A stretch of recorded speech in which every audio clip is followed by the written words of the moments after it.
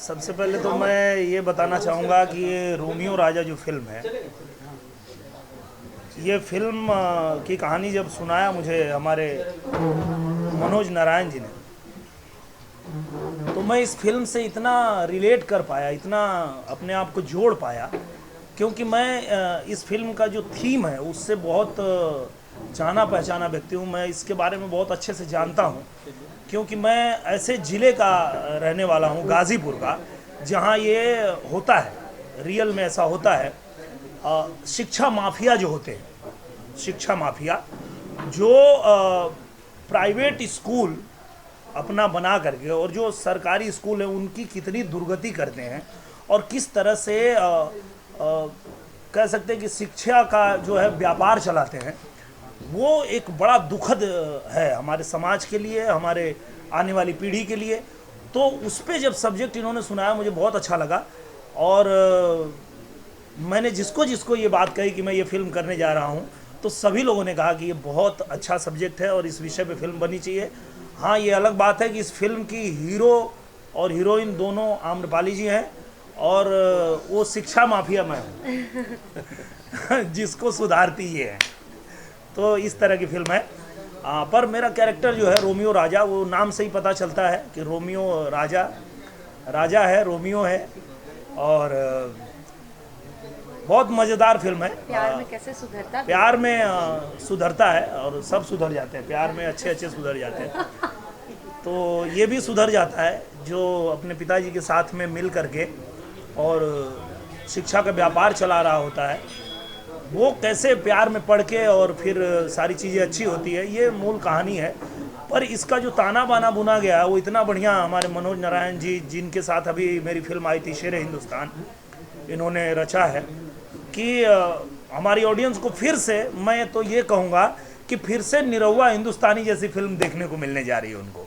जितना उनको खुशी मिली थी निरहुआ हिंदुस्तानी देख के और निरहुआ हिंदुस्तानी करके जितना मुझे अच्छा लगा था, अब जब मैं रोमियो राजा का पार्ट बना हूँ और रोज़ जब हम उस पर काम कर रहे हैं, उसके कहानी पे, उसके गाने पे, तो मुझे वही फीलिंग आ रही है जो निरहुआ हिंदुस्तानी बनाते समय आई थी।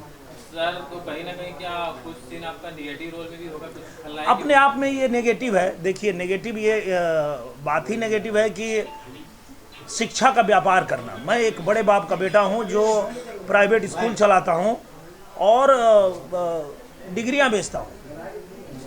कोई आता है अगर पढ़ने के लिए हमारे सरकारी स्कूल में, तो मैं उनको कहता हूँ कहाँ वहाँ समय बर्बाद कर रहे हो, आओ कौन सी डिग्री चाहिए मैं बना के देता हूँ।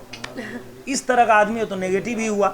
पर ऐसा आदमी कैसे सुधरता है जब उस गांव में एक पढ़ी लिखी, समझदार और जागरूक लड़की आती है जिसको ये समझ है कि सब कुछ का व्यापार होना चाहिए, शिक्षा का व्यापार नहीं होना चाहिए। क्योंकि अगर शिक्षा का व्यापार हुआ तो ये हमारे देश के लिए इससे दुखद कुछ और नहीं हो सकता है। तो मुझे लगता है कि उसमें बहुत अहम भूमिका फिर निभाती हैं आम्रपाली जी। आम्रपाली जी बताइए अपने तो दिनेश किरदार जी, के बारे आपको में। जी, लगता है कि शिक्षा का व्यापार, अगर हम रियल जिंदगी की बात करें, ये तो आपने फिल्म की बात की, रियल जी। में भी शिक्षा का व्यापार अभी होता है? हमारी गवर्नमेंट बहुत कर रही है। मुझे ऐसा लगता है कि उसको रोकने की बहुत कोशिश होती है, पर अभी भी आजकल तो मैं चूँकि राजनीति में भी आ गया हूँ, तो मैं जब जाता हूँ गांव में, आजमगढ़ में जाता हूँ और वहाँ पे काम करता हूँ, तो ऐसी बातें आती हैं मेरे सामने कि बहुत सारे ऐसे स्कूल चल रहे हैं जिनको मान्यता नहीं है, फिर भी वो चला रहे हैं, कागज़ पे चला रहे हैं, और ना उसकी कोई बिल्डिंग बनी हुई है, और ना ही जो उनको मानक दिया गया है कि कम से कम आपको बच्चों को पढ़ाने के लिए ये चीज़ें होनी चाहिए, उसके बिना वो लोग स्कूल चला रहे हैं। तो ये आज भी रियल में हो रहा है, तभी तो फिल्में बनती है। फिल्में तभी बनती है जब समाज में कुछ इस तरह की घटनाएं देखने को मिलती है। तो कहीं ना कहीं उसको रोकने का भी हमारा प्रयास होगा कि जो लोग देखेंगे उनको भी कम से कम लगेगा कि भाई ये गलत है और इस तरह नहीं करना चाहिए।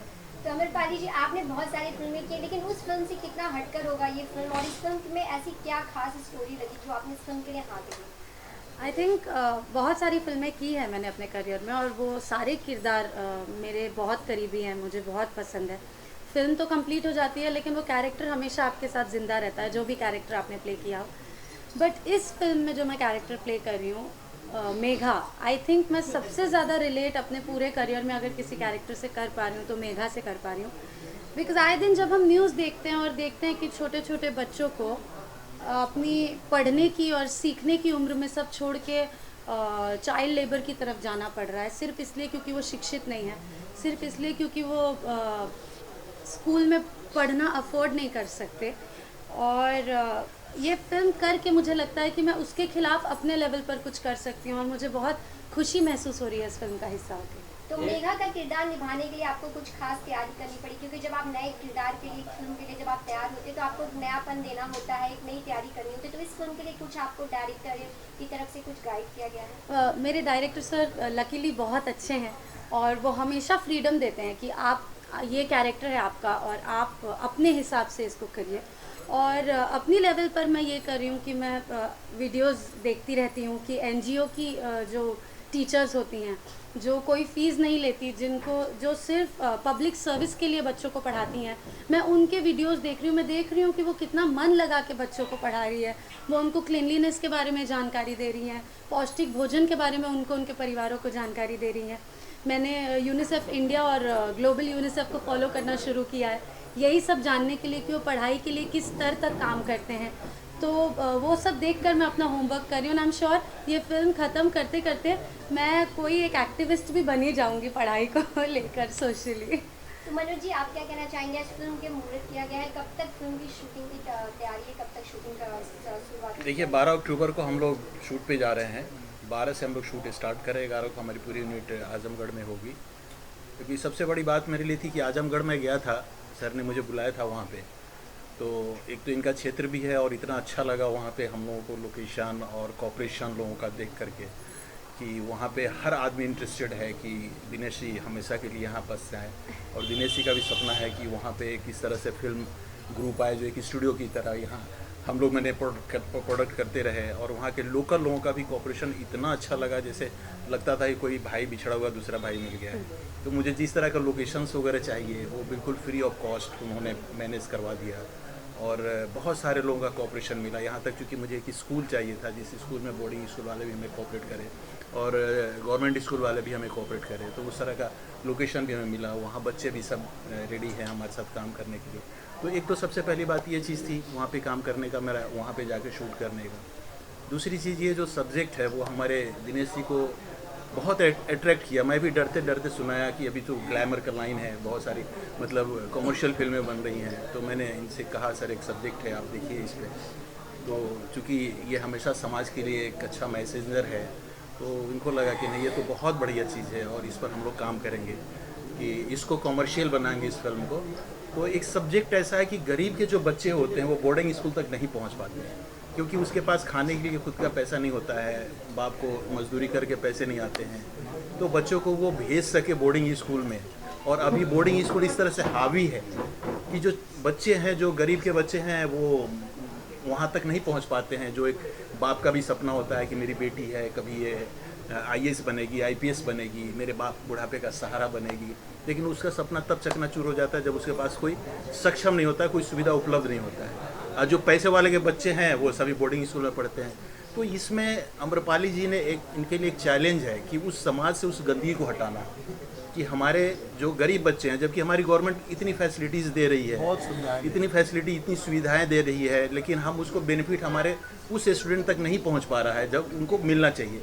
जबकि बोर्डिंग स्कूल से बेटर टीचर है हमारे, उसके उसमें एक्टर करूँगा और फिर मैं भी एक समाज के लिए मैसेंजर बनूंगा लास्ट में जाकर के। तो इन्होंने उस सब्जेक्ट को एक्सेप्ट किया और वो बड़ा चैलेंजिंग कैरेक्टर सर के लिए भी है और मेरे लिए भी, हम सबके लिए है कि उस कैरेक्टर में अपने आप को इन्होंने खुद ही अपना बताया कि मेरा इस तरह गेटअप रखिए, ऐसे रखिए। यूपी बिहार में इस तरह से ये दीमक की तरह छाया हुआ है, ये जो चीज़ें हैं, जो गरीब बच्चों का शोषण, गरीब गार्जियन का शोषण और पैसा लगा करके। अब आपको पता होगा कि बोर्डिंग स्कूल में क्या होता है, उसका सूट यूनिफॉर्म का पैसा अलग से, हर साल एडमिशन करना, वहाँ पर शोषित हो रहे हैं। तो ये उस चीज़ को करते हैं, लेकिन बाद में जाकर जो इनके अंदर चेंज आती है, सोचते हैं कि आखिर वही बच्चे जो हमारे समाज में पल रहे हैं, जिनके पास सक्षम नहीं हो, जाकर के चाय बेच रहा है, कोई बकरी चरा रहा है, कोई जाकर के होटल में काम कर रहा है, कोई सब्जी लड़की बेच रही है, जबकि बहुत ब्रिलियंट, बहुत टैलेंटेड लड़कियां हैं, टैलेंटेड बच्चे, जो हमारे प्रधानमंत्री का सपना है, उस तरह की चीज़ है कि उन्हें मौका मिले तो वो बहुत बड़े बड़े बोर्डिंग स्कूल के स्टूडेंट को फेल कर सकते हैं, लेकिन उनके पास सुविधा नहीं होता, मौका नहीं होता है, तो वो लोग दब जाते हैं। उसका मैसेंजर ये बने कि नहीं, मैं उस तरह के बच्चों का हेल्प करूंगा और ये पूरे आजमगढ़ में, बनारस में सारे स्कूल को अपना हर चीज़ डोनेट करके फिर उसके बाद में बहुत मेहनत करके सारे बच्चों को उस लेवल तक पहुंचाने की कोशिश करते हैं। ये हमारा सब्जेक्ट है। कहीं ना कहीं इसमें शिक्षा माफिया जो है उनमें चेंज आएगा लगता है इस फिल्म को देखने के बाद। देखिए, चेंज आएगा नहीं आएगा वो बात की है। हमारा काम है कि दुखती रग पे हाथ रखना कि भाई ये गलत है, और वो गलत किरदार मैं खुद ही निभा के समाज में बताने जा रहा हूँ कि ये जो हो रहा है वो ठीक नहीं है।